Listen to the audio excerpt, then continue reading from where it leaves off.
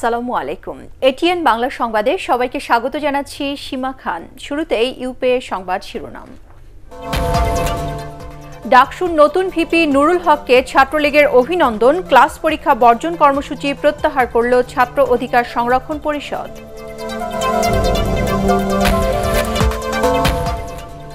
গ্যাসের এক চুলার দাম 1350 ও 2 চুলা 1440 টাকা করার প্রস্তাব তিতাসের, ভিন্নমত ভোক্তা অধিকার সংগঠনগুলোর।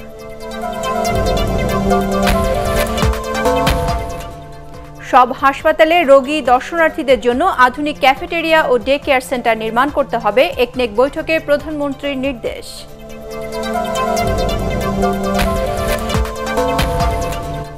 খাল ও ড্রেন দখলমুক্ত করতে আগামী সপ্তাহে ঢাকা উত্তরের বিশেষ অভিযান, নগরীর পানি নিষ্কাশন ব্যবস্থা উন্নত করার পরিকল্পনা। শুনছিলেন ইউপে সংবাদ শিরোনাম। এবারে পুরো সংবাদ। ডাকসুর নবনির্বাচিত ভিপি নুরুল হক নূরকে বরণ করে নিয়েছে ছাত্রলীগ। তাকে সাথে নিয়ে কাজ করার ঘোষণাও দিয়েছেন ছাত্রলীগের কেন্দ্রীয় সভাপতি রেজওয়ানুল হক শোভন। এরপর বিশ্ববিদ্যালয় ক্যাম্পাস থেকে অবস্থান আর ধর্মঘটই তুলে নেয় দুই পক্ষের সমর্থক শিক্ষার্থীরা। হাবিবুর রহমান অভি রিপোর্ট।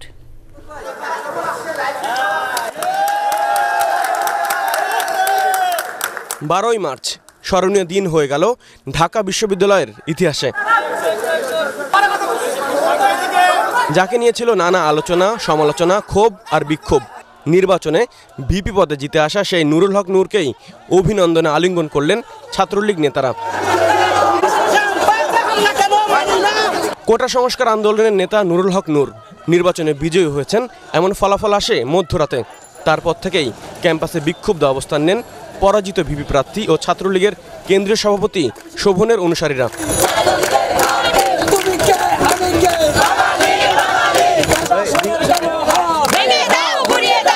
কেন এত রাত করে রেজাল্ট দেওয়া হলো? অবশ্যই প্রহসন রয়েছে এবং এই প্রহসনের নির্বাচন আমরা কোনো অংশে মানি না। দাবি জানাতে চাচ্ছি যে নির্বাচনটি সুষ্ঠুভাবে তদন্ত করে দেখা হোক। আমাদের একটাই দাবি, সেটা হচ্ছে নির্বাচনটা আবার চাই, সুষ্ঠুভাবে চাই।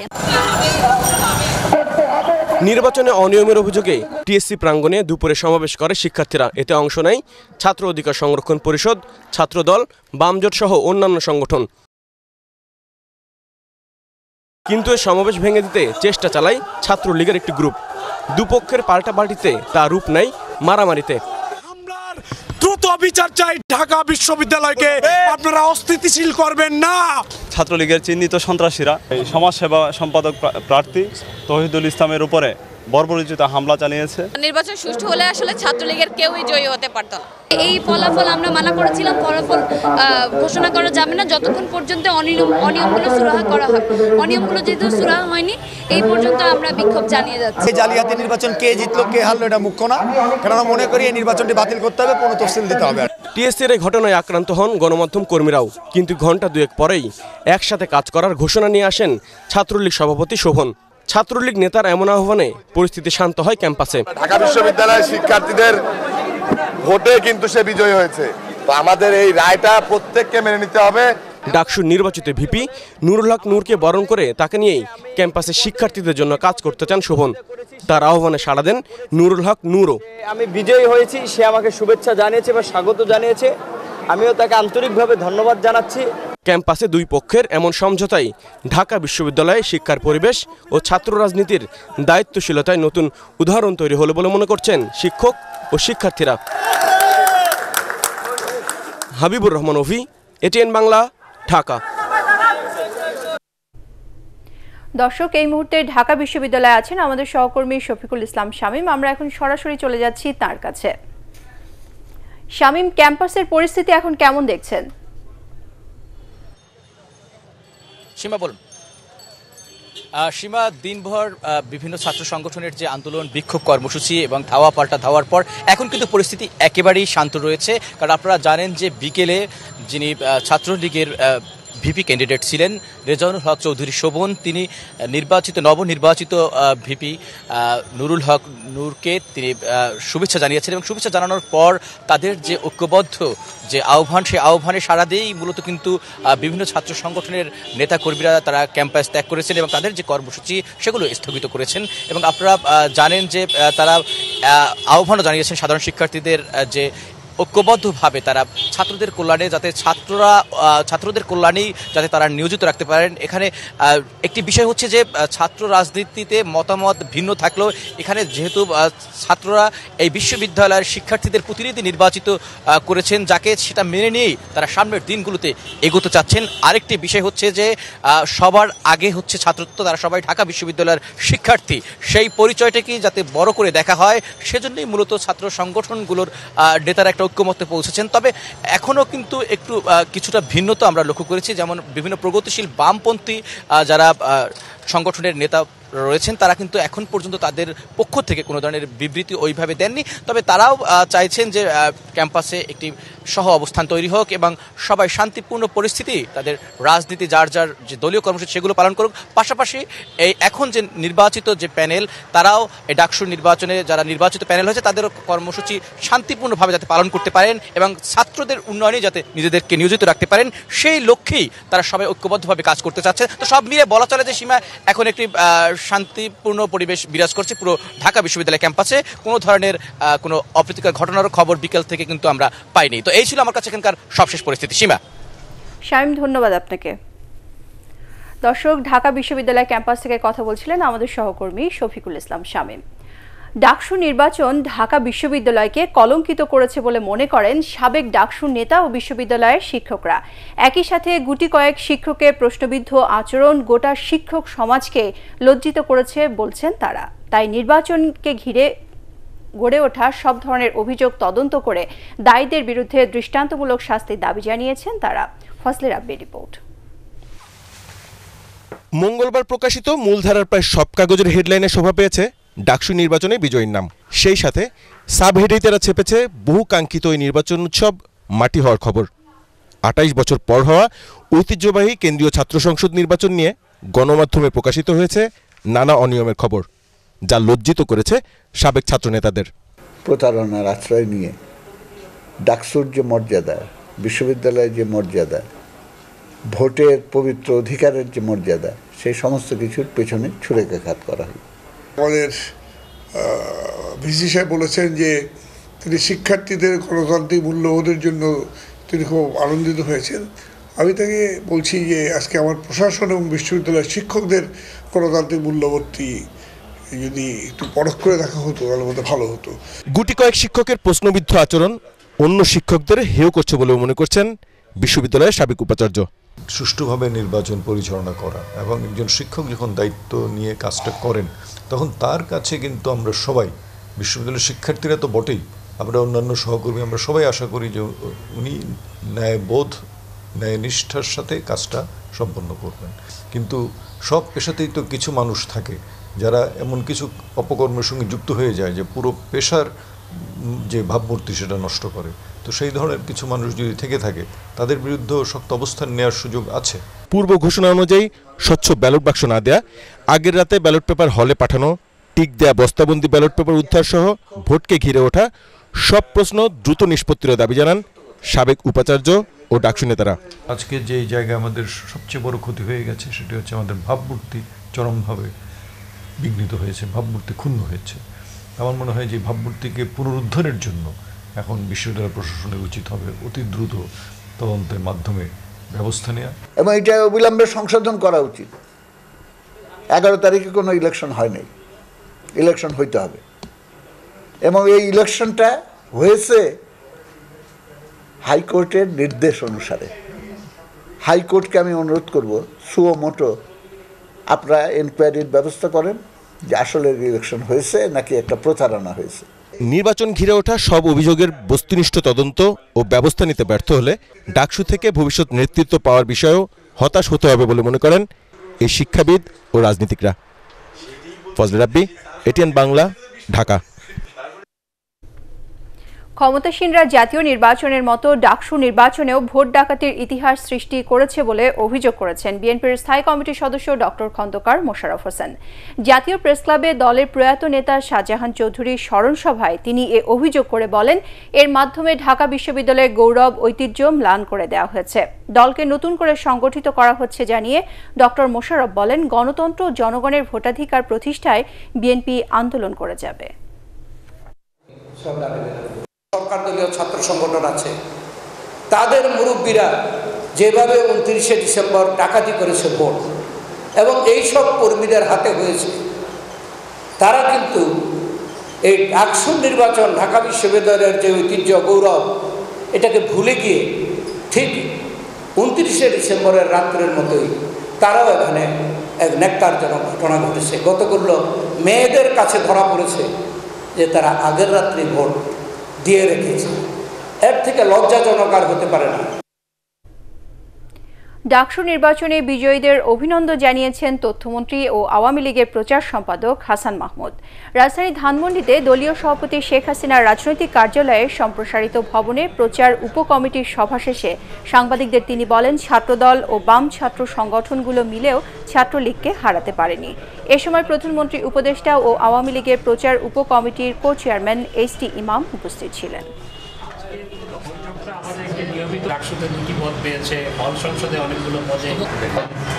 নির্বাচনে কেউ যারা বর্জন করেছিল তারাও দেখা গেছে যে বেশ কয়েকটি পদে, ভিপি সহ বেশ কয়েকটি পদে তারা জয়লাভ করেছে। তাদের এই যারা বর্জন করেছিল তাদের এই জয়লাভের মাধ্যমেই যারা এই নির্বাচন নিয়ে প্রশ্ন তুলেছিল তাদের পরাজয় হয়েছে এবং ছাত্রলীগের ব্যাপক বিজয় হয়েছে। আবাসিকে 1 চুলায় 1350 এবং 2 চুলার দাম 1440 টাকা করার প্রস্তাব করেছে তিতাস। এছাড়া সার উৎপাদন কারখানার সর্বোচ্চ 211 ভাগ আর শিল্পে 132 ভাগ বাড়ানোর প্রস্তাব দেওয়া হয়েছে। তবে সেবার মান উন্নত না করে দাম বাড়ানোর প্রস্তাব অযৌক্তিক দাবি করে তা প্রত্যাহারের আহ্বান জানিয়েছে ভোক্তা অধিকার সংগঠনগুলো। আর এফবিসিসিআই বলছে, গ্যাসের দাম বৃদ্ধি শিল্প খাতের জন্য ক্ষতিকর হবে। আরও জানাচ্ছেন মোর্শেদ আলম। তিতাসের সবচেয়ে বেশি গ্রাহক আবাসিকে 27,64,000-এর বেশি, বাণিজ্যিক গ্রাহক 11,688, শিল্পে 5,128, এছাড়াও ক্যাপটিভ পাওয়ারে 1,630, সিএনজি স্টেশন 382। গ্রাহকের তালিকায় আছে সার ও সরকারি বেসরকারি বিদ্যুৎ কেন্দ্র। $100 কোটি ঘনফুট এলএনজি আমদানি করতে গিয়ে বাড়তি খরচ হবে 15,000 কোটি টাকা, এমন অজুহাতে এবার সব ধরনের গ্রাহকের গ্যাসের দাম বাড়াতে চায় তিতাস। এর মধ্যে শুধু আবাসিক গ্রাহকদের কাছ থেকে 1 চুলায় 600 আর 2 চুলায় 640 টাকা বাড়ানোর প্রস্তাব দেওয়া হয়েছে। আমরা সবসময় চাবো যে আমাদের সার্ভিস ডেলিভারি সিস্টেমকে আরও কি করে এনহ্যান্সড এবং ইমপ্রুভ করা যায়। আপনি এপ্রিলে এলএনজি আনতে পারবেন না, আপনার পক্ষে সম্ভব না। জ্বালানি বিভাগ, অর্থ মন্ত্রণালয়, তাদেরকে যেহেতু তারা বোঝে না, এই তৃণমূল পর্যায় থেকেই বোঝানোর দায়িত্ব নিতে হবে এবং আমরা সেই দায়িত্ব নিয়ে বলছি। জ্বালানির দাম নির্ধারণ করিয়ে এইরকম প্রহসন যেন বিআরসিকে দিয়ে না করায়। সেই সাথে সার ও বিদ্যুৎ উৎপাদন কেন্দ্রে 208 ও 211 ভাগ, সিএনজি ফিডে 50 ভাগ, শিল্পে 132 ভাগ, বাণিজ্যে 41 আর ক্যাপটিভ পাওয়ারে 96 ভাগ দাম বাড়ানোর প্রস্তাব দিয়েছে তিতাস। বিআরসির উপরে ওই আছে, কাগজ নাই। হয় মন্ত্রণালয় বিআরসিকে চিঠি দিবে, না হলে সচিব পেট্রোবাংলাকে ইনস্ট্রাকশন দেবে, দিয়ে বলবে যে এই মূল্যটা বাড়ানোর জন্য এবার বিআরসি থেকে যান। আপনারা যে বেঁধে দেওয়া একটি রেট যদি করে ফেলেন, which will be detrimental to the country and the sector and the economy. বর্তমানে 3048 কোটি ঘনফুট গ্যাসের মধ্যে 56 ভাগের বেশি সরবরাহ করে তিতাস। বাকি 14 ভাগ কর্ণফুলী, প্রায় 12 ভাগ বাখরাবাদ, 11 ভাগ জালালাবাদ আর পশ্চিমাঞ্চল ও সুন্দরবন সরবরাহ করে 3.5 ভাগ করে। তবে দাম না বাড়িয়েও বছরে 550 কোটি টাকা মুনাফা করছে তিতাস। লাভে আছে অন্য কোম্পানিগুলো। মোর্শেদ আলম, এটিএন বাংলা, ঢাকা। সব হাসপাতালে রোগী দর্শনার্থীদের জন্য আধুনিক ক্যাফেটেরিয়া নির্মাণ ও ডে কেয়ার সেন্টার রাখার নির্দেশ দিয়েছেন প্রধানমন্ত্রী শেখ হাসিনা। পাশাপাশি সরকারি হাসপাতালে প্রাইভেট প্র্যাকটিস করতে চিকিৎসকদের নির্দেশনা দেন শেখ হাসিনা। রাজধানীর শেরেবাংলা নগরে এনইসি সম্মেলন কক্ষে একনেক বৈঠকে তিনি এ নির্দেশনা দেন। জামালপুরে শেখ হাসিনা নকশিপল্লী সহ প্রায় 2,651 কোটি টাকা ব্যয়ে 6টি প্রকল্প অনুমোদন দিয়েছে একনেক। আরও জানাচ্ছেন নিয়াজ জামান সজীব। একনেক চেয়ারপারসন প্রধানমন্ত্রী শেখ হাসিনার সভাপতিত্বে এ বৈঠকে অনুমোদন দেয়া 6টি প্রকল্পের সব অর্থ ব্যয় হবে সরকারি তহবিল থেকে। প্রকল্পগুলোর মধ্যে উল্লেখযোগ্য হল সরকারি কর্মচারী হাসপাতাল 500 শয্যায় উন্নীত করা সহ সড়ক পরিবহন ও সেতু মন্ত্রণালয়ের 3টি প্রকল্প। সব অর্থ আমাদের নিজেদের অর্থ, বাংলাদেশের জনগণের অর্থ। এখানে কোনো বিদেশি সহায়তা সাহায্য অনুদান কিছুই নেই। বিদ্যুৎ অবকাঠামো, বিদ্যুৎ প্রায় মোটামুটি আমরা লাস্ট মাইলে আছি। গোল করার আগে সড়কে আমাদের আরও অনেক কাজ করতে হবে। নতুন যত স্থাপনা করবেন ইটিপি, ইফ্লুয়েন্ট ট্রিটমেন্ট প্ল্যান্টস, হাসপাতালের জন্য বেশি জরুরি। বৈঠকে দেশের হাসপাতালগুলোর পরিবেশের উন্নয়ন ও সেবার মান বাড়াতে নির্দেশনা দেন প্রধানমন্ত্রী শেখ হাসিনা। যেভাবে ডিজাইনটা এসছে হাসপাতালের, উনি সাধারণ মন্তব্য করেছেন, সব করা দেখলে শুধু মনে হয় বাসা ব্লক বিল্ডিংস বানাই না আমরা, ফ্ল্যাটস, এক ধরনের মানে একটা হোটেল ভাব। উনি বলছেন এটাকে মানবিক দৃষ্টিভঙ্গি সম্পন্ন করেন, হাসপাতালের কিছু আবহাওয়া আনার চেষ্টা করেন যাতে রোগীরা একটু আলো বাতাস পেতে পারে। ডাক্তার মহোদয়গণ একটা উইংয়ে বসে প্রাইভেট প্র্যাকটিস করতে পারে। আপনার বারডেমে দেখছেন না, একটা উইং আছে, স্পেশালিস্ট ডাক্তাররা বসে। উনি বলেন আমরা কেন এটা করবো না, বাইরে যায় দৌড়াইয়া, এখানেই ওদেরকে একটা সুন্দর জায়গা দিয়ে দেন, একটা টাইম দিয়ে দেন, এখানেই তার প্র্যাকটিস করুন। বৈঠক শেষে পরিকল্পনা মন্ত্রী এম এ মান্নান আরও জানান, চলতি বছরের ফেব্রুয়ারি পর্যন্ত এডিপি বাস্তবায়নের হার 39.13%। নিয়াজ জামান সজীব, এটিএন বাংলা, ঢাকা। রাজধানীর খাল ও ড্রেন দখলমুক্ত করতে আগামী সপ্তাহে অভিযান শুরু করবে ঢাকা উত্তর সিটি কর্পোরেশন। বর্ষা মৌসুম শুরু হওয়ার আগে নগরীর পানি নিষ্কাশন ব্যবস্থা উন্নত করা হবে। দখল হওয়া খাল পরিদর্শনে গিয়ে এসব তথ্য জানান ঢাকা উত্তরের মেয়র আতিকুল ইসলাম। আরও জানাচ্ছেন মাহবুব কবির চপল। শুষ্ক মৌসুমেও এমন জলাবদ্ধতা আশকোনা এলাকায়, যে পথ দিয়ে প্রতিদিন দক্ষিণ খানের হাজার হাজার মানুষ যাতায়াত করেন। বর্ষা এলে পরিস্থিতি আরও ভয়াবহ হয়। প্রচুর সাফারিং, আর সামনের রাস্তা তো আরও খারাপ অবস্থা, ভাঙ্গা। এখন এর মধ্যে যদি পানি হয় তাহলে বুঝেই তো কি অবস্থা। এই জায়গায় মনে করেন ভাঙ্গা, ওই সামনে ভাঙ্গা, গাড়ি চাকা পড়ে যায়। আমরা হাইটা নামাজও যেতে পারতেছি না, দোকানপাট খুলতে পারতেছি না, পায়ের মধ্যে পোকা পর্যন্ত হয়ে গেছে ভাই। জায়গাটি ঘুরে দেখেন ঢাকা উত্তরের নবনির্বাচিত মেয়র আতিকুল ইসলাম। শোনেন এলাকাবাসীর ক্ষোভের কথা। 30 বছর ধরে আশকোনার এই জায়গায় জলাবদ্ধতা। মেয়র আসে, মেয়র যায়, কিন্তু সমস্যার সমাধান হয় না। তবে এবার আবারও আশ্বাস দিলেন নতুন মেয়র আতিকুল ইসলাম। যারা ড্রেনগুলোকে ভরাট করে এর উপরে বাণিজ্য করছে, এর থেকে বড় গরিত অন্যায় আমি কিছু মনে করতে পারি না। আমি আজকে নির্দেশ দিয়েছি এবং আমি আবার দেখতে আসব, ওনারা আমাকে সময় দিবে। আমি বলেছি আমি এটাকে ইমিডিয়েটলি সিটি কর্পোরেশনের যে ড্রেনগুলো আছে এগুলোকে অবশ্যই অবৈধ দখলমুক্ত করতে হবে। এরপর বনানীতে দখল হওয়া খালের জায়গা ঘুরে দেখেন মেয়র। পরে যান বাড্ডা সুতিখাল দেখতে। দখলের কারণে কোনো রকমে টিকে আছে খালটি। এই খালসহ রাজধানীর দখল হওয়া খালগুলো উদ্ধারে অভিযানে নামার কথা জানান মেয়র। আমি আপনাদের নিশ্চয়তা দিতে পারি, আমাদের সিটি কর্পোরেশনের উপরে যত ধরনের স্থাপনা, যত ধরনের অবৈধ স্থাপনা আছে সব আমি নির্দেশ দিয়েছি। আমি প্রথমে মাইকিং করতে বলেছি, মাইকিং যদি না শুনে আমরা এটাকে পুনরুদ্ধারের জন্য যা যা করা দরকার সকল ব্যবস্থা করব। নেক্সট উইক থেকে কিন্তু এলাকা কিন্তু কাজ উদ্ধার কর্ম আমি শুরু করে দেব। বর্ষার আগে খালগুলো দখলমুক্ত করতে না পারলে আবারও জলাবদ্ধতায় ভুগতে হবে নগরবাসীকে। মাহবুব কবির চপল, এটিএন বাংলা, ঢাকা। হযরত শাহজালাল আন্তর্জাতিক বিমানবন্দরে মশা নিধনে কর্তৃপক্ষের অবহেলার কারণ জানতে চেয়েছে হাইকোর্ট। এছাড়া শাহজালাল বিমানবন্দরে মশা নিয়ন্ত্রণে সংশ্লিষ্টদের ব্যর্থতা কেন অবৈধ ঘোষণা করা হবে না তা জানতে চেয়ে রুল জারি করা হয়েছে। এক রিটের প্রাথমিক শুনানি শেষে বিচারপতি FRM নাজমুল আহসান ও বিচারপতি KM কামরুল কাদেরের দ্বৈত বেঞ্চ এ আদেশ দেন। মশা নিধনে কেন জরুরি পদক্ষেপ নেওয়ার নির্দেশ দেওয়া হবে না রুলে তা জানতে চাওয়া হয়েছে। আগামী 4 সপ্তাহের মধ্যে বেসরকারি বিমান ও পর্যটন মন্ত্রণালয়ের সচিব, বেসরকারি বিমান কর্তৃপক্ষের চেয়ারম্যান, ঢাকা উত্তরের মেয়র ও বিমানবন্দর সংলগ্ন ওয়ার্ড কাউন্সিলরকে রুলের জবাব দিতে বলা হয়েছে। রাষ্ট্রপতি মোহাম্মদ আব্দুল হামিদের সাথে সৌজন্য সাক্ষাৎ করেছেন ঢাকায় নিযুক্ত ব্রিটিশ হাইকমিশনার রবার্ট চ্যাটারসন ডিকসন।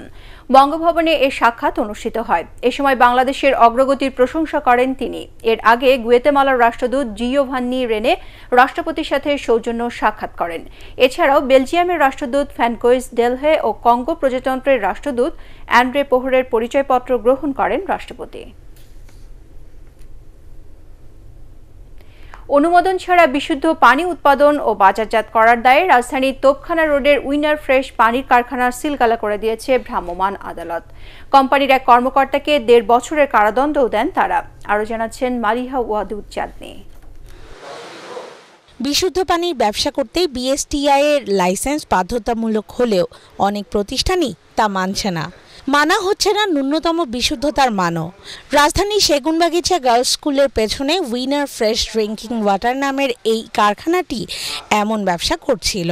অভিযানে নিরাপদ খাদ্য কর্তৃপক্ষের কর্মকর্তারা পরীক্ষা করে দেখেন তাদের পানি বিশুদ্ধ নয়। ওয়াসার পানি সরাসরি জারে ঢুকিয়ে বিক্রি করছে তারা। এখান থেকে দৈনিক 500 পানি ফলটন যায়, ফকিরা ফল যায়, আরামবাগ যায়। না, ওই বোতল পানি ভরা হতো না, এই রুমে ওয়াশ করা হতো, তারপরে পানি দিয়া সাবান দিয়ে। বৃষ্টিতে যে আমরা যখন এই যে অ্যাপ্লিকেশন করছি এর জন্য তারা আসছে, আইসা দেখে গেছে একবার, এখন দ্বিতীয়বার আসার কথা, তাদের লোক সংকট কম সেটা বললিয়া তারা আসে নাই। কারখানা পরিচালনার জন্য যেসব সতর্কতা থাকা প্রয়োজন তাও নেই উইনার ফ্রেশের এই কারখানায়। পানির ব্যবসা যদি পরিচালনা করতে হয় তাহলে কেমিক্যাল টেস্ট এবং মাইক্রোবায়োলজিক্যাল টেস্ট নিয়মিত করার প্রয়োজন রয়েছে, কিন্তু এখানে যে কেমিক্যাল ল্যাবটি আমরা পেলাম সেই ল্যাবে দেখলাম যে একেবারে জরাজীর্ণ অবস্থায় পড়ে রয়েছে। আজকে এই প্রতিষ্ঠানের যিনি উপস্থিত হয়েছেন মোকাম্মেল হক, তাকে আমরা নিরাপদ খাদ্য বিরোধী কাজে জড়িত থাকার অপরাধে 1.5 বছরের বিনাশ্রম কারাদণ্ড দিয়েছে এবং আরেকটি বিষয় হচ্ছে এই প্রতিষ্ঠানটি সিল কাগজ দেওয়া হয়েছে।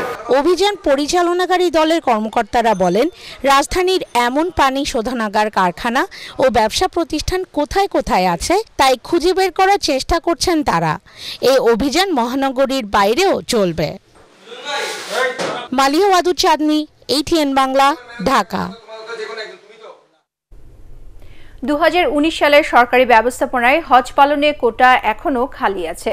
সরকারি কোটায় 22,764 ক্রমিকের মধ্যে থেকেও যারা কোনো কারণে নিবন্ধন করতে পারেননি তারা এখন এই প্রাক ও চূড়ান্ত নিবন্ধনের সুযোগ পাবেন। ধর্ম মন্ত্রণালয়ে এক বিজ্ঞপ্তিতে এ তথ্য জানিয়েছে। আগ্রহী পরিচালক হজ অফিস বরাবর লিখিত আবেদন অথবা ফোন বা সরাসরি হজ অফিসে গিয়ে অবহিত করে প্রাক ও চূড়ান্ত নিবন্ধন করতে পারবেন বলে বিজ্ঞপ্তিতে বলা হয়। ভেরিফিকেশনের জন্য 20 মার্চের মধ্যে পাসপোর্ট জমা দেওয়ার অনুরোধ জানিয়েছে ধর্ম মন্ত্রণালয়। শিক্ষার ডিজিটাল রূপান্তরের লক্ষ্যে প্রাথমিক স্তর থেকে প্রযুক্তি শিক্ষা বাস্তবায়নের বিকল্প নেই বলে মন্তব্য করেছেন পররাষ্ট্রমন্ত্রী ডক্টর AK আব্দুল মোমেন। রাজধানী একটি হোটেলে চতুর্থ শিল্প বিপ্লবে কর্মসংস্থান বিষয়ক এক সেমিনারে তিনি এ মন্তব্য করেন। এ সময় পররাষ্ট্রমন্ত্রী আরও বলেন, দেশের 65% তরুণ জনগোষ্ঠীকে উপযোগী করে গড়ে তোলার মাধ্যমে বাংলাদেশ চতুর্থ শিল্প বিপ্লবের নেতৃত্বের জন্য প্রস্তুত।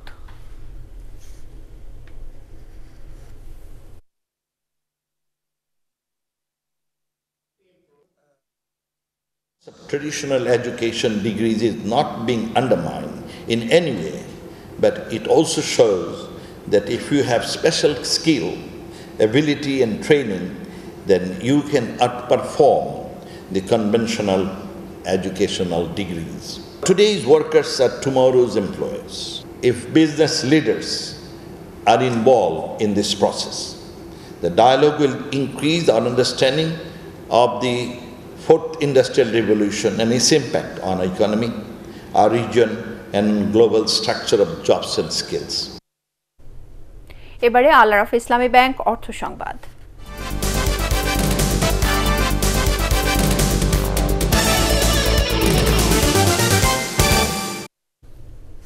বিনিয়োগের জন্য যে কোনো দেশের সুশাসন, গণতন্ত্র, নিরাপত্তাকেই সবচেয়ে বেশি গুরুত্ব দেন ব্যবসায়ীরা। তবে মাত্র কয়েক মাসের অভিজ্ঞতায় বাংলাদেশকে বিনিয়োগের জন্য দারুণ সম্ভাবনাময় বলে মনে করেন মার্কিন রাষ্ট্রদূত আল রবার্ট মিলার। বাংলাদেশে উদ্যোক্তাদের বহুমুখী ব্যবসার প্রশংসাও করেন রাষ্ট্রদূত মিলার। রাজধানীতে US ট্রেড শো নিয়ে এক সংবাদ সম্মেলনে সাংবাদিকদের প্রশ্নের জবাবে এসব কথা বলেন তিনি। বিস্তারিত শারফুল আলমের রিপোর্টে। সরকারি বেসরকারি উদ্যোগে এগিয়ে চলছে নানামুখী উন্নয়ন প্রকল্প। এসব প্রকল্পে বেসরকারি পর্যায়ে বাড়ছে বিদেশি বিনিয়োগও। বিদ্যুৎ, গ্যাস সহ ভারী যন্ত্রাংশ ব্যবহার করেই উন্নয়ন প্রকল্প বাস্তবায়ন করা হচ্ছে, যার একটা বড় অংশই আমদানি হয় যুক্তরাষ্ট্র থেকে। তৈরি পোশাক শিল্পের অন্যতম উপকরণ তুলা আমদানিতেও বাংলাদেশি ব্যবসায়ীদের আস্থা যুক্তরাষ্ট্রের বাজার। আর তাই US ট্রেড শো নিয়ে আয়োজিত সংবাদ সম্মেলনে দেশটির রাষ্ট্রদূতের আশা, বাংলাদেশে মার্কিন বিনিয়োগ বাড়বে।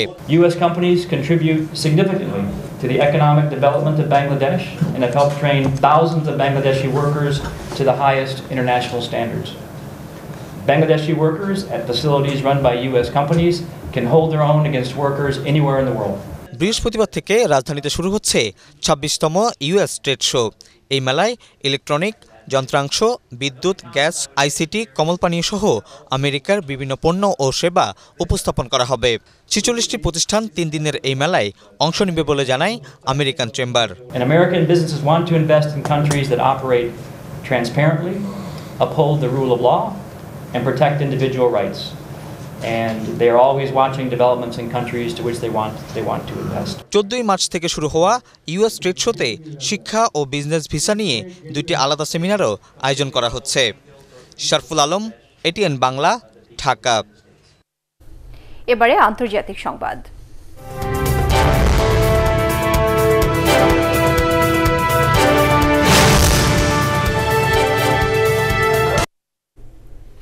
ব্রেক্সিট চুক্তি অনুমোদন প্রশ্নে যুক্তরাজ্যের সংসদে আজ ভোট হবে। চুক্তিটি অনুমোদিত হলে ইউরোপীয় ইউনিয়ন থেকে যুক্তরাজ্যের বেরিয়ে যাওয়া নিশ্চিত হবে।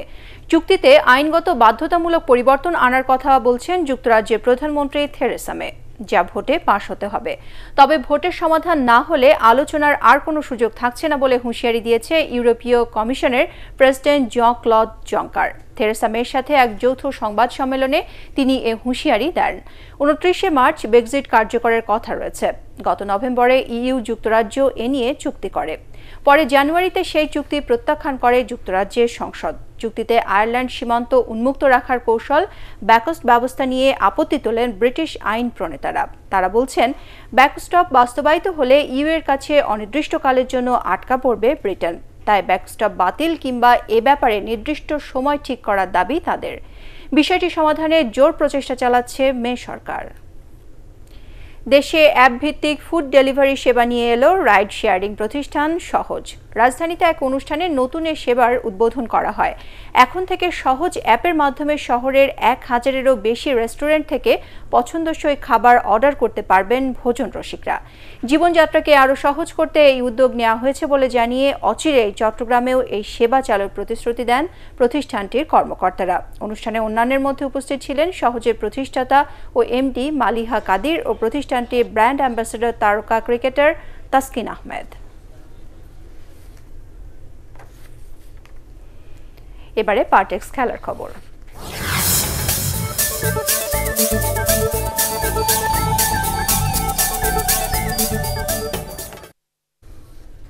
ওয়েলিংটনে দ্বিতীয় টেস্টে নিউজিল্যান্ডের কাছে ইনিংস ও 12 রানে হেরেছে বাংলাদেশ। এতে এক ম্যাচ বাকি থাকতেই 2-0 সিরিজ জয় নিশ্চিত করল স্বাগতিকরা। পঞ্চম শেষ দিনে 3 উইকেটে 80 রান নিয়ে খেলতে নেমে কিউই পেসার নেইল ওয়াগনারের বোলিং তোপে 209 রানে গুটিয়ে যায় টাইগারদের দ্বিতীয় ইনিংস। মমিনুর রিপনের রিপোর্ট। ওয়েলিংটন টেস্টেও নিউজিল্যান্ডের কাছে ইনিংস ব্যবধানে হারল বাংলাদেশ। বৃষ্টির কারণে খেলা মাঠে গড়িয়েছে 3 দিন, তাতেও ইনিংস ব্যবধানের পরাজয়। ব্যর্থতার দায়টা তাই বাংলাদেশের উপরই। তবে ক্রিকেট বোদ্ধাদের কাছে হয়তো নিউজিল্যান্ডের সফলতায় বেশি উজ্জ্বল, কারণ 202 ওভারেই বাংলাদেশের বিপক্ষে ইনিংস ব্যবধানে জয়ের স্বাদ পেয়েছে স্বাগতিকরা। 3 উইকেটে 80 রান নিয়ে দিন শুরু করা বাংলাদেশ খেলতে পেরেছে মাত্র 33 ওভার। শুরুতে ট্রেন্ট বোল্টের গতি সুইং আর পরে নীল ওগনারের ভিন্ন ধরনের শট বলে প্রতিরোধ করতে ব্যর্থ বাংলাদেশি ব্যাটসম্যানরা। দলের 170 রানে 7 উইকেট হারালে ধ্বংসস্তূপে পরিণত হয় টাইগারদের ব্যাটিং লাইন আপ। আসা যাওয়ার মিছিলে মাহমুদুল্লাহ রিয়াদ যা একটু লড়েছেন। স্রোতের বিপরীতে খেলতে থাকা টাইগার অধিনায়কের ব্যাট ভরসা জোগাচ্ছিল ইনিংস পরাজয় এড়ানোর, কিন্তু 67 রানে রিয়াদের বিদায়ের পর 209 রানেই থামে সফরকারীদের ইনিংস। ওয়াগনার 5 আর বোল্ট নিয়েছেন 4 উইকেট। আর 3 দিনের মধ্যে বাংলাদেশকে দুবার অল আউট করে তারা বুঝিয়ে দিল নিজেদের মাটিতে ক্রিকেটের আভিজাত অঙ্গনে কতটা সমৃদ্ধ নিউজিল্যান্ড। প্রথম ইনিংসে সফরকারীদের 211 রানের জবাবে 6 উইকেটে 432 রানের প্রথম ইনিংস ঘোষণা করে নিউজিল্যান্ড। ডাবল সেঞ্চুরি করে ম্যাচ সেরা হয়েছেন রস টেলর। 3 ম্যাচ সিরিজে হোয়াইট ওয়াশ এড়াতে আগামী শনিবার ক্রাইস্টচার্চে নিউজিল্যান্ডের বিপক্ষে তৃতীয় টেস্টে মাঠে নামবে টাইগাররা। Mominur Ripon, ATN Bangla. UEFA Champions লিগে কোয়ার্টার ফাইনালে ওঠার লড়াইয়ে রাতে হাই ভোল্টেজ ম্যাচে মুখোমুখি হচ্ছে স্প্যানিশ ক্লাব অ্যাটলেটিকো মাদ্রিদ ও ইতালিয়ান ক্লাব জুভেন্টাস। প্রথম লেগে জুভেন্টাসের জালে দুবার বল জড়িয়ে সুবিধাজনক অবস্থানে আছে অ্যাটলেটিকো মাদ্রিদ। 1-0 ব্যবধানে হারলেও কোয়ার্টার ফাইনালে উঠে যাবে তারা। তাই চাপ নিয়েই মাঠে নামতে হচ্ছে জুভেন্টাসকে। আল্লিয়াঞ্জ স্টেডিয়ামে বাংলাদেশ সময় রাত 2টায় মুখোমুখি হচ্ছে দু দল। একই সময়ে ইত্তেহাদ স্টেডিয়ামে শালকের বিপক্ষে লড়বে ম্যানচেস্টার সিটি। 22 মার্চ থেকে শুরু হচ্ছে বঙ্গমাতা অনূর্ধ্ব-19 আন্তর্জাতিক নারী ফুটবল টুর্নামেন্ট। এ উপলক্ষে স্থানীয় এক হোটেলে জমকালো আয়োজনে টুর্নামেন্টের ড্র ও লোগো উন্মোচন করা হয়।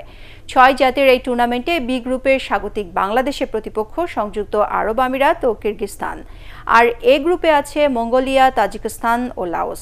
সম্প্রতি এদেশের মেয়েরা অনেক ভালো করছে উল্লেখ করে বাফুফে ও আয়োজক প্রতিষ্ঠান কে স্পোর্টসের কর্মকর্তারা আশা করছেন প্রথমবারের মতো আয়োজিত বঙ্গমাতা অনূর্ধ্ব-19 গোল্ড কাপ টুর্নামেন্টেও বাংলাদেশের কিশোরীরা সেই ধারাবাহিকতা বজায় রাখবে। সংবাদ শেষ করার আগে ইউপি শিরোনামগুলো আরও একবার। ডাকসুর নতুন ভিপি নুরুল হককে ছাত্রলীগের অভিনন্দন। ক্লাস পরীক্ষা বর্জন কর্মসূচি প্রত্যাহার করল ছাত্র অধিকার সংরক্ষণ পরিষদ।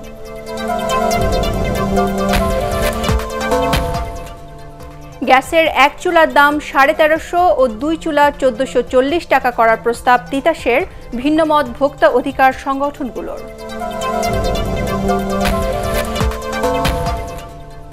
সব হাসপাতালে রোগী দর্শনার্থীদের জন্য আধুনিক ক্যাফেটেরিয়া ও ডে কেয়ার সেন্টার নির্মাণ করতে হবে, একনেক বৈঠকে প্রধানমন্ত্রীর নির্দেশ।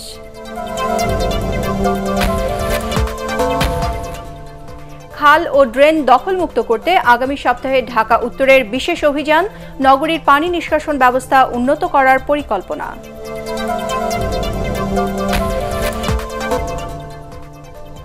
পরবর্তী সংবাদ দেখার আমন্ত্রণ জানিয়ে এখনকার মতো শেষ করছি। দর্শক, এটিএন বাংলা সংবাদ ইউটিউবে দেখতে ব্রাউজ করুন www.youtube.com/ATN Tube News।